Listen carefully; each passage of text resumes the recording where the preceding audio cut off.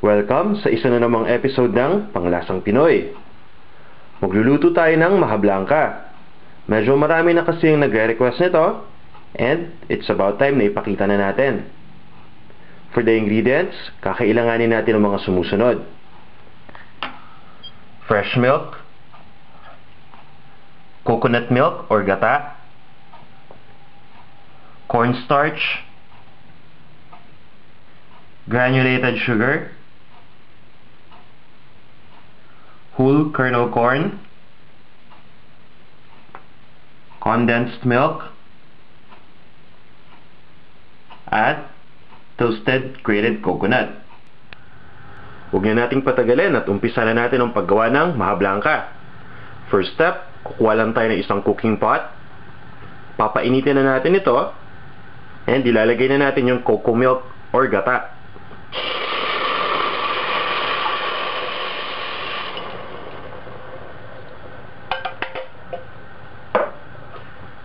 Ang ginagamit ko ditong gata, yung nasa lata, so make sure na i-shake nyo muna bago natin buksan at ilagay. Once na nilagay na natin yung gata, papabayaan lang natin itong kumulo. Once na kumulo na yung gata or yung coconut milk, ilalagay na natin yung sugar. Pagkalagay ng sugar, stir lang natin para humalo. Next, ihalo naman natin yung condensed milk.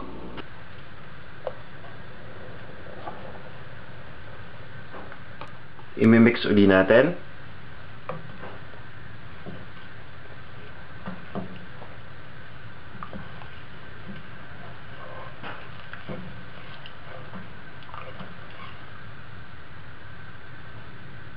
Then, ilalagay na natin yung whole kernel corn.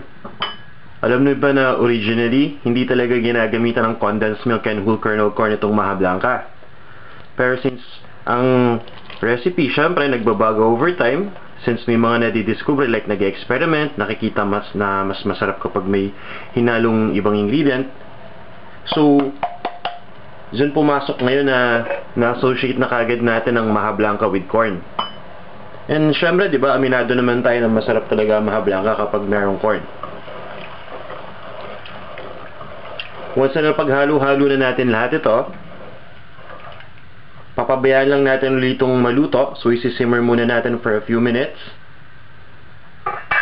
Tatakpan lang natin ito. Dapat naka-medium heat lang tayo.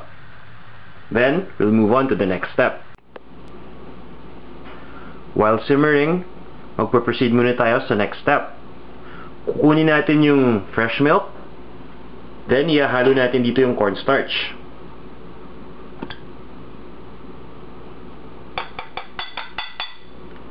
After combining, ihahalo lang natin ito mabuti hanggang ma-dilute na yung cornstarch.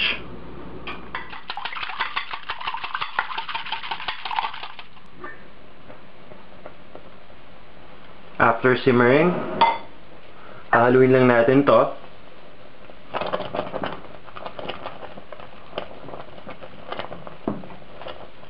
Then, ilalagay na natin yung minix natin na fresh milk and cornstarch.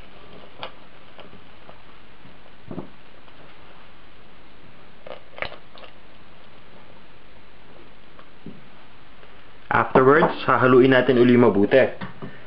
Kung mapapansin niyo, mag-uumpisa na magbuo tong mixture dahil ito sa cornstarch. So, pagtsatsagaan lang natin itong haluin uli hanggang sa ma-reach natin yung desired na thickness. And pagdating sa process na to, dapat naka-low heat lang tayo. So, yan. Ang bilis na naging thick ng ating mixture. Pag medyo makapal na, ginagawa ko ditong method, fino-fold ko na lang siya dahil medyo mahirap ng haluin. Hanggang sa kumapal pa ito ng konti. Kung papansin niyo, creamy-creamy na ito. And amoy na rin yung aroma ng corn. After nating maluto yung maha blanca, kuha lang tayo ng paglalagyan niya. Then, ita-transfer na natin from the pot.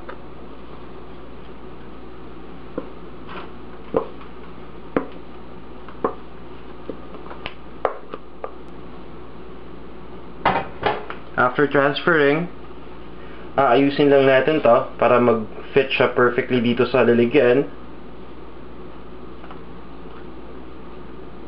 Then, sisiguraduhin natin na flat yung kanyang top part para naman maganda tingnan.